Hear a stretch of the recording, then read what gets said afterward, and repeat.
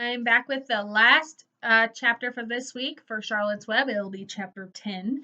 Remember, in the last one, it was really long. Wilbur tried to spin a web like Charlotte, and then they talked about their plan for helping Wilbur to not die. So, chapter 10 is called An Explosion. Ooh, what do you think's going to happen? If the chapter is called An Explosion, I wonder what's going to happen in this chapter.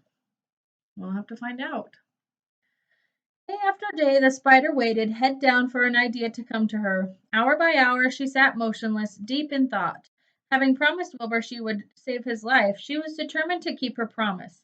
Charlotte was naturally patient. She knew from experience that if she waited long enough, a fly would come to her web, and she felt sure that if she thought long enough about Wilbur's problem, an idea would come to her mind. Finally, one morning toward the middle of July, the idea came. How perfectly simple, she said to herself. The way to save Wilbur's life is to play a trick on Mr. Zuckerman. If I can fool a bug, thought Charlotte, I can surely fool a man. People are not as smart as bugs. Wilbur walked into his yard just at the moment. What are you thinking about, Charlotte? He asked. I was just thinking, said the spider, that people are very gullible. What does gullible mean? Easy to fool, said Charlotte. That's a mercy, replied Wilbur, and he lay down in the shade of his fence and went fast asleep. The spider, however, stayed wide awake, gazing affectionately at him and making plans for his future. Summer was half gone. She knew she didn't have much time. Here's a picture of Charlotte. That morning, just as Wilbur fell asleep, Avery Arable wandered into Zuckerman's front yard, followed by Fern. Avery carried a live frog in his hand. Fern had a crown of daisies in her hair. The children ran for the kitchen. Just in time for a piece of blueberry pie, said Mrs. Zuckerman. Look at my frog, said Avery, placing the frog on the drain board and holding out his hand for pie. Take that thing out of here, said Mrs. Zuckerman. He's hot, said Fern. He's almost dead, that frog. He is not, said Avery. He lets me scratch him between the eyes. The frog jumped and landed in Mrs. Zuckerman's dishpan full of soapy water. You're getting your pie on you, said Fern. Can I look for eggs in the hen house, Aunt Edith? Run outdoors, both of you, and don't bother the hens. It's getting all over everything, shouted Fern. His pie is all over his front. Come on, Frog, cried Avery. He scooped up his frog. The frog kicked, splashing soapy water onto the blueberry pie. Another crisis, groaned Fern. Let's swing on the swing, said Avery. The children ran to the barn. Mr. Zuckerman had the best swing in the county. It was a single long piece of heavy rope tied to the beam of the north doorway. At the bottom end of the rope was a fat knot to sit on. It was arranged so you could swing without being pushed. You climbed a ladder to the hayloft, and then holding the rope, you stood at the edge and looked down and were scared and dizzy. Then you straddled the knot so that it acted as a seat. Then you got up all your nerve, took a deep breath, and jumped. For a second you seemed to be falling to the barn floor far below, but then suddenly the rope would begin to catch you, and you would sail through the barn door going a mile a minute, with the wind wishing in your eyes and ears and hair. Then you would zoom upwards into the sky and look up at the clouds, and the rope would twist, and you would twist and turn with the rope. Then you would drop down, down, down out of the sky and come sailing back into the barn, almost into the hayloft. Then sail out again, not quite as far this time. Then in again, not quite so high. Then out again, then in again, then out again, then in. And then you jump off and fall down and let everybody else try it. Mothers for miles worried about Mr. Zuckerman's swing. They feared some child would fall off, but no child ever did. Children almost always hang on to things tighter than their parents think they will. Avery put the frog in his pocket and climbed to the hayloft. The last time I swung in this swing, I almost crashed into the barn swallow, he yelled. Take that frog out, ordered Fern. Avery straddled the rope and jumped. He sailed out through the door, frog and all, and into the sky, frog and all, and he sailed back into the barn. Your tongue is purple, screamed Fern. So is yours, cried Avery, sailing out again with the frog. I have hay inside my dress. It itches, called Fern. Scratch it, yelled Avery as he sailed back. It's my turn, said Fern. Jump off. Fern's got the itch, sang Avery. When he jumped off, he threw the swing up to his sister. She shut her eyes tight and jumped. She felt the dizzy drop, then the supporting lift of the swing. When she opened her eyes, she was looking up into the blue sky and was about to fly back through the door. They took turns for an hour. When the children grew tired of swinging, they went down toward the pasture and picked wild raspberries and ate them. Their tongues turned from purple to red. Fern bit into a raspberry that had a bad tasting bug inside of it and got discouraged. Avery found an empty candy box and put his frog in it.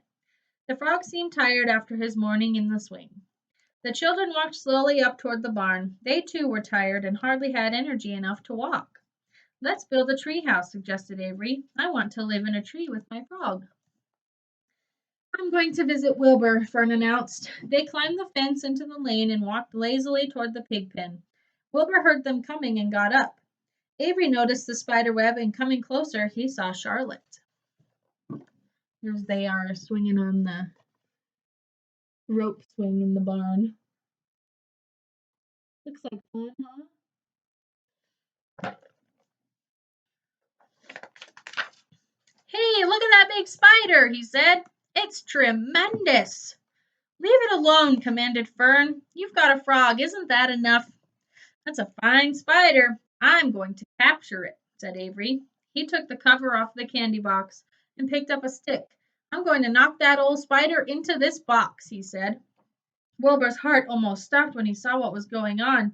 This might be the end of Charlotte if the boy succeeded in catching her. You stop it, Avery, cried Fern.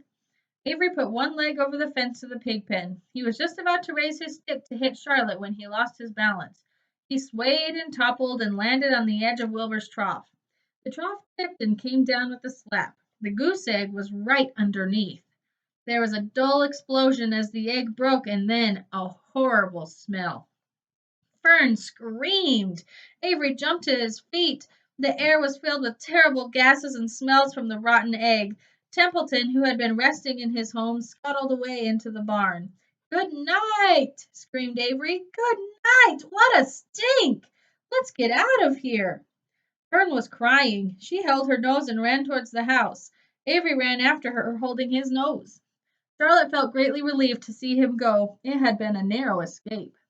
Later on that morning, the animals came from the pasture, the sheep, the lambs, the gander, the goose, and the 7 goslings. There were many complaints about the awful smell, and Wilbur had to tell the story over and over again of how the arable boy had tried to capture Charlotte and how the smell of the broken egg drove him away just in time. It was that rotten goose egg that saved Charlotte's life, said Wilbur. The goose was proud of her share in the adventure. Presley's barking at something. He's a goofy dog. I'm delighted that the egg never hatched, she gabbled. Templeton, of course, was miserable over the loss of his beloved egg, but he couldn't resist boasting. It pays to save things, he said in his surly voice. A rat never knows when something is going to come in handy. I never throw anything away. Well, said one of the lambs, this whole business is all well and good for Charlotte, but what about the rest of us? The smell is unbearable. Who wants to live in a barn that's perfumed with rotten egg? Don't worry, you'll get used to it, said Templeton. He sat up and pulled wisely at his long whiskers, then crept away to pay a visit to the dump. When Lurvy showed up at lunchtime carrying a pail of food for Wilbur, he stopped short a few paces from the pig pen. He sniffed the air and made a face. What in thunder? He said. Setting the pail down, he picked up the stick that Avery had dropped and pried the trough up. Rats, he said. Phew, I might have known a rat would make a nest under this trough. How I hate a rat. Lurvy dragged Wilbur's trough across the yard and kicked some dirt into the rat's nest, burying the broken egg and all of Templeton's other possessions. Then he picked up the pail. Wilbur stood in the trough, drooling with hunger. Lurvy poured. The slops ran creamily down the pig's eyes and ears. Wilbur grunted. He gulped and sucked and gulped, making swishing and swooshing noises, anxious to get everything at once. It was a delicious meal. Skim milk, wheat middlings, leftover pancakes, half a doughnut, the rind of a summer squash, 2 pieces of stale toast, a third of a ginger snap, a fish tail, 1 orange peel, several noodles from a noodle soup, the scum off of the cup of hot cocoa, an ancient jelly roll, a strip of paper from the lining of the garbage pail, and a spoonful of raspberry jello. Wow, that's a big meal. Wilbur ate heartily. He planned to leave half a noodle and a few drops of milk for Templeton. Then he remembered that the rat had been useful in saving Charlotte's life and that Charlotte was trying to save his life. So he left a whole noodle instead of a half. Now that the broken egg was buried, the air cleared and the barn smelled good again. The afternoon passed and evening came. Shadows lengthened, the cool and kindly breath of evening entered through the doors and windows. Astride her web, Charlotte sat moodily, eating a horsefly and thinking about the future. After a while, she bestirred herself. She descended to the center of the web, and there she began to cut some of her lines. She worked slowly but steadily while the other creatures drowsed. None of the others, not even the goose, noticed that she was at work. Deep in his soft bed, Wilbur snoozed. Over in their favorite corner, the goslings whistled a night song. Charlotte tore quite a section out of her web, leaving an open space in the middle. Then she started weaving something to take the place of the threads that she had removed. When Templeton got back from the dump around midnight, the spider was still at work. All right, so that's the end of chapter 10. Next week, we'll start with chapter 11. I want you to think about what might be happening in the next chapter. So it just ended with Charlotte making a new web. Chapter 11 is called The Miracle. So see if you can guess what you think chapter 11 will be about. You take the weekend to try to think about what is going to happen in the next chapter. Make a prediction. Remember, a prediction is like a guess. So make sure you're also writing those summaries, those 2 to 3 sentences. And I hope you have a really great weekend. I love you all so much. Thank you so much for watching these videos. I hope you enjoy them. Bye.